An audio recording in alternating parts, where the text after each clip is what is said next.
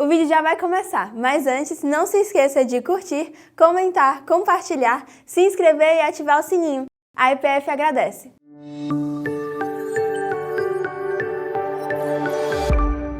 Lucas capítulo 22, e depois nós leremos no Evangelho segundo escreveu João, capítulo 21. Eu quero ler esses textos, os quais basearemos a nossa reflexão nesta manhã. Lucas 22, a partir do verso 31. Pedro é avisado. Simão, Simão, eis que Satanás vos reclamou para vos peneirar como trigo. Eu, porém, roguei por ti, para que a tua fé não desfaleça. Tu, pois, quando te converteres, fortalece os teus irmãos. Ele, porém, respondeu: Senhor, estou pronto a ir contigo, tanto para a prisão como para a morte. Mas Jesus lhe disse: Afirmo-te, Pedro, que hoje 3 vezes negarás que me conheces, antes que o galo cante. Versículo 54 em diante. Pedro nega a Jesus. Então, prendendo-o, o levaram e o introduziram na casa do sumo sacerdote. Pedro seguia de longe. E, quando acenderam fogo no meio do pátio e juntos se assentaram, Pedro tomou lugar entre eles. Entre mentes, uma criada, vendo-o assentado perto do fogo, fitando-o, disse: Este também estava com ele. Mas Pedro negava, dizendo: Mulher, não o conheço. Pouco depois, vendo-o, outro disse: Também tu és dos tais. Pedro, porém, protestava: Homem, não sou. E, tendo passado cerca de 1 hora, outro afirmava, dizendo: Também este verdadeiramente estava com ele, porque também é galileu. Mas Pedro insistia: Homem, não compreendo o que dizes. E logo, estando ele ainda a falar, cantou o galo. Então, voltando-se, o Senhor fixou os olhos em Pedro, e Pedro se lembrou da palavra do Senhor, como lhe dissera: Hoje 3 vezes me negarás, antes de cantar o galo. Então Pedro, saindo dali, chorou amargamente. Evangelho segundo escreveu João, capítulo 21. A partir do versículo 15. Pedro é interrogado. Depois de terem comido, perguntou Jesus a Simão Pedro: Simão, filho de João, amas-me mais do que estes outros? Ele respondeu: Sim, Senhor, tu sabes que te amo. Ele lhe disse: Apacenta os meus cordeiros. Tornou a perguntar-lhe pela segunda vez: Simão, filho de João, tu me amas? Ele lhe respondeu: Sim, Senhor, tu sabes que te amo. Disse-lhe Jesus: Pastoreia as minhas ovelhas. Pela terceira vez, Jesus lhe perguntou: Simão, filho de João, tu me amas? Pedro entristeceu-se por ele lhe ter dito pela terceira vez: Tu me amas? E respondeu-lhe: Senhor, tu sabes todas as coisas. Tu sabes que eu te amo. Jesus lhe disse: Apacenta as minhas ovelhas. Amém.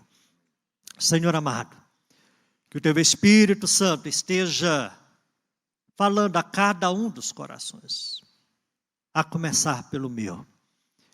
Que o Senhor esteja abrindo o nosso entendimento e nos alimentando através da tua palavra, pois nós te oramos em nome de Jesus. Amém.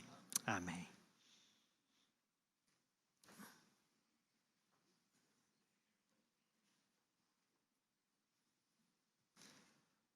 nós, seres humanos, estamos sempre envolvidos em várias redes de relacionamentos. E por isso, estamos sujeitos a ferir e sermos feridos por alguém em determinados momentos de nossas vidas. Quantas vezes traímos ou somos traídos em nossas interações interpessoais? Queridos, a nossa natureza ainda pecaminosa é a grande responsável por esses percalços em nossos relacionamentos. Mesmo tendo sido alcançados e transformados pelo grande amor de Deus, ainda temos um inimigo inerente que precisa ser combatido a cada instante. Não podemos nos descuidar a respeito dessa realidade espiritual. Agora, se por um lado temos muita facilidade de contrariar e sermos contrariados por outro, temos muita dificuldade de pedir perdão ou de perdoar. Exatamente porque este ato não diz respeito à nossa natureza caída. Não faz parte do homem que ainda possui essa realidade diante de Deus, o de estar reconhecendo os seus erros, pedindo perdão ou perdoando aqueles que vão em busca dessa atitude. Por isso, queridos, a falta de perdão causa um grande curto-circuito na nossa vida espiritual. Porque é completamente incompatível com a fé cristã. Veja que a falta de perdão esgota as nossas energias espirituais, anestesia-nos, atrapalha a nossa adoração e nos afasta de Deus. Enfim, causa um grande prejuízo para a nossa vida com Deus.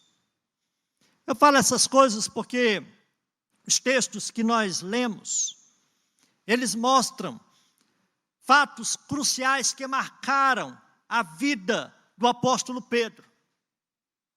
Percebemos que, após participarem da última ceia e da instituição da ceia do Senhor, eles participaram da última Páscoa. E também o Senhor, naquela ocasião, ele instituíra a ceia do Senhor. Jesus, ele fez revelações bombásticas do que estava para acontecer aos seus discípulos. Pedro, aquele que esteve muito próximo, aprendendo e desfrutando da companhia privilegiada do Mestre, estava para negá-lo. Eis que, ao fazer assim aquelas declarações empolgantes de fidelidade e lealdade, Pedro para com Jesus, aquele que era corajoso, aquele que era ousado em suas colocações e atitudes, estava para negar desastrosamente a Cristo na véspera da sua crucificação. Pedro não fazia ideia do que estava para acontecer, quando ele respondeu: Senhor, estou pronto a ir contigo, tanto para a prisão como para a morte. Porém, o Senhor, que sabia e sabe de todas as coisas, disse àquele homem: afirmo-te, Pedro, que hoje, 3 vezes, negarás que me conheces, antes que o galo cante. Nos versículos posteriores, que vão descrever a narrativa da prisão de Jesus, quando vai descrever tudo aquilo que Jesus estava sofrendo, E Jesus ele veio para este mundo exatamente para estar se dando, se sacrificando, morrendo numa cruz em nosso lugar. Então, depois que todas essas coisas, elas aconteceram, diz o texto que Pedro, quando ele já estava negando a Cristo, Pedro, estando ainda a falar, cantou o galo. Então, voltando-se o Senhor, fixou os olhos em Pedro, e Pedro se lembrou da palavra do Senhor. Então, Pedro, saindo dali, chorou amargamente. Veja que a palavra e o olhar de Jesus levaram Pedro às lágrimas e ao arrependimento. O desfecho dessa história poderia ter sido trágico se não fosse o agir gracioso e misericordioso de Jesus Cristo. Queridos, as aparições de Jesus aos discípulos após a ressurreição nos ensina algo precioso e fundamental para vivermos o cristianismo pleno, que é o perdão. Por isso eu quero pensar com você sobre Jesus, o incomparável exemplo de perdão. Gostaria que você voltasse sua atenção para este mestre, para o Senhor de nossas vidas, o incomparável exemplo de perdão.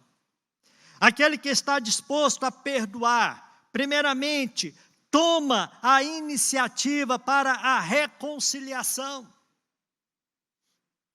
O texto nos diz, queridos, que Pedro, saindo dali, chorou amargamente. O texto é bem claro quando diz que Pedro saiu dali. Não sabemos como ele saiu do palácio. Provavelmente as atenções naquele instante estavam voltadas para Jesus. Mas Pedro sai daquele ambiente, sai daquele local. Nós sabemos que Pedro não mais caminhava perto daquele que o amou tanto e que foi objeto da sua negação. Pedro não estava mais perto. Pedro saiu. Pedro, ele toma essa decisão e o texto diz que ele chorou como somente ele pôde chorar. Amarga, profusa e doloridamente, estando seu coração transbordante de genuína tristeza pelo que havia feito, irmãos. Pedro, ele passou a curtir essa situação triste diante daquilo que ele tivera feito. Como Jesus deve ter sofrido, irmãos. Sem dúvida, muito mais por causa dessas vis negações da parte de um discípulo e amigo, sublimemente agraciado, do que em decorrência dos golpes e das zombarias infligidos pelos seus algozes. Jesus estava sofrendo aquela situação. Não somente Pedro, mas também Jesus. E nesse ínterim, Jesus ele foi açoitado, julgado, condenado à morte de cruz. Conta-nos o evangelista Marcos, que no primeiro dia da semana, queridos, ao despontar do sol, algumas mulheres foram ao túmulo de Jesus para levar aromas a fim de embalsamá-lo. Quando elas chegaram naquele local, viram a pedra removida e encontraram ali, naquele local, um jovem assentado ao lado direito, vestido de branco, que disse para aquelas mulheres: não vos atemorizeis, buscai a Jesus, o Nazareno, que foi crucificado. Ele ressuscitou. E após declarar aquilo que tiver acontecido com Jesus, aquele homem diz: mas veja o seguinte, veja o lugar onde ele foi posto. E aquele anjo, ele continuou dizendo: mas ide, dizei a seus discípulos e a Pedro, que ele vai adiante de vós para a Galileia, lá o vereis, como ele vos disse. Marcos capítulo 16, versículos 7 a 8. Queridos, esta expressão, e a Pedro, fez toda a diferença no enorme papel que Pedro desempenharia na história subsequente da redenção. A gente percebe que o anjo do Senhor, ele foi genérico, mas não só genérico, mas ele foi específico. E a Pedro, no chamamento dos discípulos para que pudessem estar com Cristo na Galileia. Queridos, Pedro não podia ficar de fora desse reencontro com Cristo. Os outros evangelhos também, eles atestam o especial cuidado de Jesus em restaurar o apóstolo que o negou 3 vezes. Havia algo que precisava ser resolvido entre Jesus e Pedro. Aquela história não poderia acabar daquele jeito. Por isso Jesus, ele toma a iniciativa, ele marca um tempo, ele marca um local para que pudesse estar com seus discípulos, mas não somente com seus discípulos, mas também com Pedro. E essa atitude de Jesus, queridos, nos ensina que o ofendido, ele tomou a iniciativa para a reconciliação com o seu ofensor. Veja como as coisas acontecem com Jesus. E nós podemos nos lembrar da parábola do filho pródigo, contada lá no Evangelho segundo escreveu Lucas, capítulo 15, a partir do versículo 11. Na parábola do filho pródigo, aprendemos que o pai, que foi abandonado e desprezado pelo filho mais novo, ele correu ao encontro do filho para o abraçar, para o beijar, para festejar o retorno daquele filho à casa paterna. Queridos, a pessoa que está disposta a perdoar, primeiramente, ela toma a iniciativa. Ela dá o primeiro passo. E nessa atitude não há lugar para o orgulho, para a altivez, para a arrogância. Jesus realmente, ele tomou a iniciativa. Jesus, o incomparável exemplo de perdão, mostra que aquele que está disposto a perdoar, escolhe as palavras de afeto para a reconciliação. Jesus, ele foi muito cuidadoso nesse diálogo com aquele que tinha o negado. Veja como Jesus, ele se dirige a Pedro.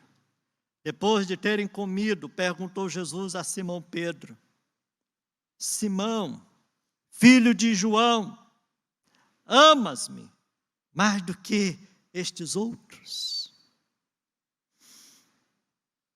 Jesus, ele usa palavras agradáveis, afetuosas, com aquele que tinha lhe ferido. Então a gente percebe que, terminado desse jejum, o Senhor se volta para Pedro a fim de declarar publicamente a toda a igreja que ele tinha perdoado e que a ele, bem como os outros, tinham sido confiado o cuidado do rebanho de Jesus Cristo. Jesus, nesse momento, ele começa a restaurar a vida de Pedro, mas não somente de Pedro, mas daqueles que estavam bem próximos a ele. Entendendo que esse encontro precisava ter acontecido para que aqueles homens que tinham se debandado, que tinham se afastado, eles precisavam agora voltar para perto do Mestre e entender que Jesus ainda tinha algo a fazer através deles. E é interessante que as circunstâncias devem ter feito Pedro se lembrar da cena da sua negação, irmãos. Observe algumas semelhanças. Primeiro, foi perto de um braseiro que Pedro tinha negado o seu mestre. E agora, nesse momento, à beira do outro braseiro, que é lhe pedido que confesse seu amor pelo mestre. Parece que o cenário era o mesmo, queridos. Parece que Pedro estava vivendo aquela situação triste, mas com outro sentimento. E a segunda realidade que nós bem sabemos é que 3 vezes Pedro tinha negado seu mestre. 3 vezes ele agora precisava reconhecer Jesus como Senhor, aquele que ele o amava. Por 3 vezes Jesus ele faz a mesma pergunta para este homem. Agora, Jesus ele conhecia o amor de Pedro. Ele sabia o que se passava com aquele homem. Ele sabia o que estava no seu interior. A negação não fora suficiente para o mestre questionar ou duvidar a respeito do amor de Pedro, queridos. De maneira nenhuma. Jesus, ele permaneceu com a mesma disposição para com Pedro. As palavras de afeto de Jesus fizeram com que Pedro declarasse seu grande amor por Jesus. A intenção era de restaurar a caminhada com ele. Esse era o propósito de Jesus. As palavras de Jesus foram como um bálsamo para a vida do apóstolo Pedro. Jesus não lançou em rosto o que Pedro tivera feito, e nem tampouco o condenou. Pedro sabia muito bem o que tivera feito, e isso foi por demais doloroso para ele. E nisso nós aprendemos, queridos, que não precisamos esmagar quem já está esmagado pelas circunstâncias da vida. Não precisamos ferir aquele que está ferido e ensanguentado. De maneira nenhuma. Aquele que está ferido precisa de remédio para ser sarado, para ser curado. E isso foi o que Jesus ele fez com Pedro. Pedro não era mais o mesmo, queridos. Pedro estava sofrendo tudo aquilo que tivera feito com Jesus. Estava bem aceso na sua lembrança. Mas as palavras de Jesus fez com que aquele homem renovasse o seu compromisso com Jesus. Fez com que aquele homem percebesse o quanto ele era amado por Jesus. Por isso que Jesus ele perguntou: Pedro, tu me amas mais do que estes? Pedro deveria realmente declarar o seu amor. Então, realmente, aquele que está disposto usa as palavras de afeto para promover a reconciliação.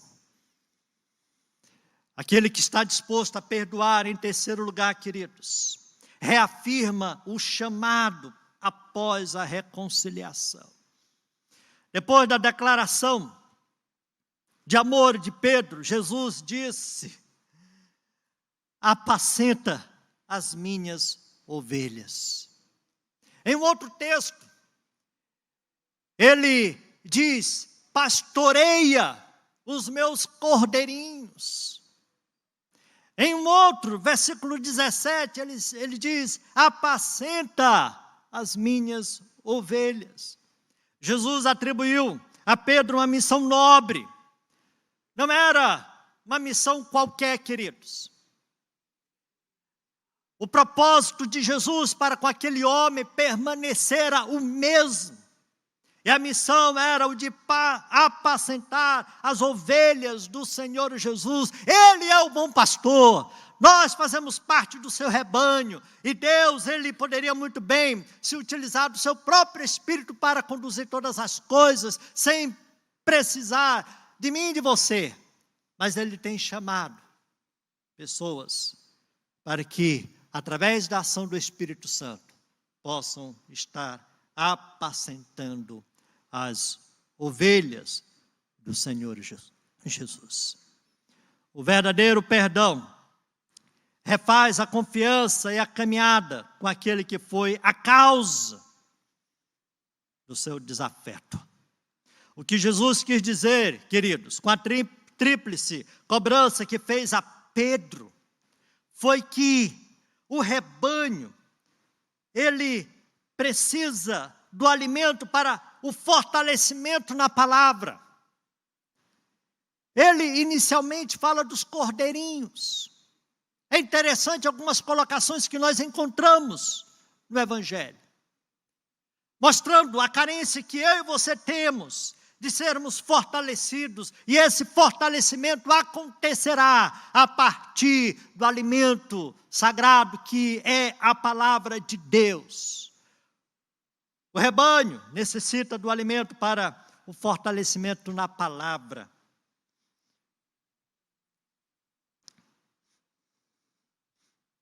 O rebanho também precisa ser pastoreado. A ovelha, todos nós sabemos, é um animal indefeso, que precisa de um direcionamento, precisa de orientação, precisa ser conduzido. Assim somos todos nós, queridos. Precisamos ser pastoreados. O rebanho também precisa ser nutrido, precisa da nutrição terna e amorosa da palavra. Esse é o triplo diálogo com Pedro. Jesus restaura esse discípulo para o serviço a ele e seu rebanho. Glória a Deus por isso, queridos. Os nossos próprios pecados e fracassos do passado fazem com que nos sintamos indignos de servir a Deus. Mas Jesus continua a consolar os pastores. Jesus, ele continua a consolar as almas daqueles que servem com o perdão dos pecados e também com compaixão. Ele sempre nos dá uma outra chance, como o fez na pessoa do apóstolo Pedro. Ele precisava entender e estar consciente dessa grande responsabilidade que Jesus tinha para a vida dele. Então são esses passos que nós aprendemos a partir de Jesus, o incomparável exemplo de perdão, aquele que tinha a disposição de perdoar. Por isso ele tomou a iniciativa. Por isso ele esteve usando as palavras corretas no diálogo com Pedro. E também ele voltou a reafirmar a missão que ele tinha, não só para Pedro, mas também para os apóstolos. Eu quero caminhar para a conclusão, fazendo primeiramente algumas aplicações, queridos. A primeira: todos nós cristãos estamos sujeitos a tropeços. Todos nós. Queridos, nós não somos melhores do que Pedro, nem piores do que Pedro, nós somos iguais a Pedro. Exatamente por causa da nossa natureza, todos nós estamos sujeitos a cair, a contrariar alguém, a trair alguém, como também ser objeto de todas essas ações nocivas. Todos nós. Todos nós estamos passíveis dessa situação, queridos. É o que nós aprendemos a partir da exposição desses textos. A segunda aplicação que eu faço: O reconhecimento do erro é sinal de humildade e arrependimento. Caso contrário, queridos, não haverá restauração. Aquele homem chorou e chorou amargamente. Sinal de arrependimento. Sinal de humildade. Portanto, nós devemos pedir ao Senhor que esteja produzindo isso na vida de cada um de nós. A terceira aplicação que eu faço: pedir perdão ou perdoar é resultado de uma atitude cristã. Não de um subjetivismo, não de um sentimento. Como se a gente tivesse que esperar, sentir algo para ir em busca de alguém que precisa ser perdoado, que precisa também nos perdoar. É uma atitude cristã que deve fazer parte de cada um de nós. Nós devemos tomar essa decisão. Não podemos estar dependendo do nosso coração. Quando nós tomamos uma decisão correta, cristã, os nossos sentimentos são direcionados a essa decisão que nós tomamos. Então, pedir perdão ou perdoar deve ser entendido como uma atitude cristã. O sinal de que realmente somos do Senhor Jesus.